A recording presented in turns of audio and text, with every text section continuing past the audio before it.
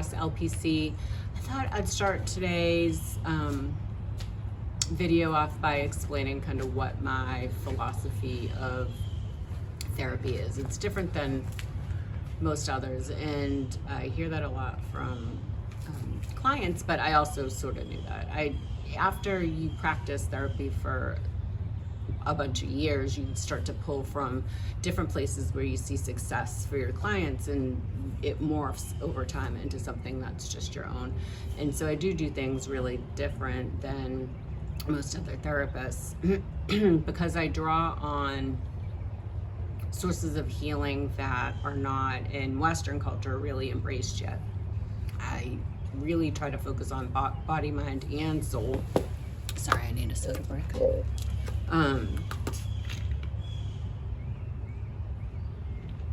And depending on what a client is telling me is where I'll shift my focus. And sometimes healing is sticky, where emotions are stuck and people aren't ready to intellectually or with their mind unleash the emotion, but may be more susceptible or more open to releasing it from their body or spiritually. Spiritually is the hardest piece to bring into my private practice because our training as clinicians, we're really taught not to talk about God, not to talk about religion, not to talk about those kinds of things. And so that part's been hard for me to shed personally, and to be able to open up and pull that part in. But my personal philosophy is really that whole person healing doesn't happen until there's some kind of spiritual connection for that person with whatever entity it is. It does not need to be the God I believe in. It can be spirituality, it could be other things, but it needs to be something, because in the absence of anything, people do not seem to do well for long. Would first come into me, I really like to do this very long, comprehensive assessment of all the different spheres of their wellness, body, mind, soul, and it was very long, and I found that people didn't really love that very much. It was a lot of things to share, a lot of vulnerability before they might be ready to do that. So I don't do that anymore, and instead I gather that information when I sit across from the person. People are telling you constantly what emotions are stuck, what fears they have, where their body is out of alignment, and where they are spiritually. They don't have to be saying, I'm spiritually here. And I don't know that they always know that that's what they're telling me. And a big piece of therapy really is me reflecting back to them what they're telling me.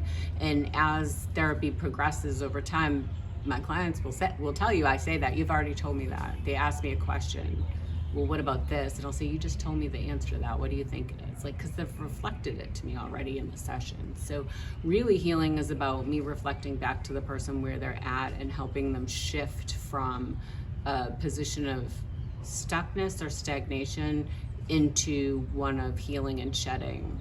A lot of the times it's shedding trapped emotions from experiences that were very hard or painful or fearful for us.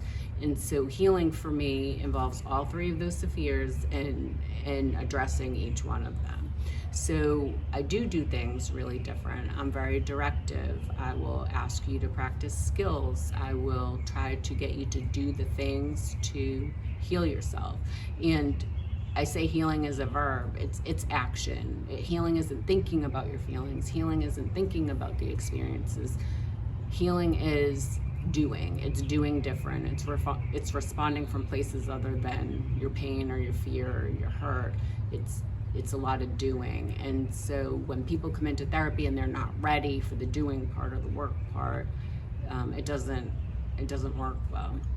Sometimes people come in and they expect me to heal for them, and that's just not possible. I mean, first of all, my healing for myself was hard. I'm not really going to sign up to do a stranger's healing, right? Because why would I do that? But even if I could, it's just not possible. You can't learn other people's lessons for them. You can't heal for them. They really have to be in a place, you really have to be in a place where you're ready to do the hard things to get to the other side. And sometimes people are afraid of who they will be without these hurts or without these fears or without these stuck emotions, because they've stayed in that state of stagnation for such a long time, and they're so comfortable and it's so familiar that the idea of who they might be without those things is really daunting. And And that's valid and it's reasonable. It is scary to think of who will I become if I'm not living in my trauma? Who will I become if I'm not depressed anymore? If I've been depressed for most of my life? Will I even like that person? Will other people like that person? That is really scary. And it's okay to be afraid of that. And we will talk a lot in this month with releasing depression. We'll focus on depression, but we're going to learn how to release all of the emotions.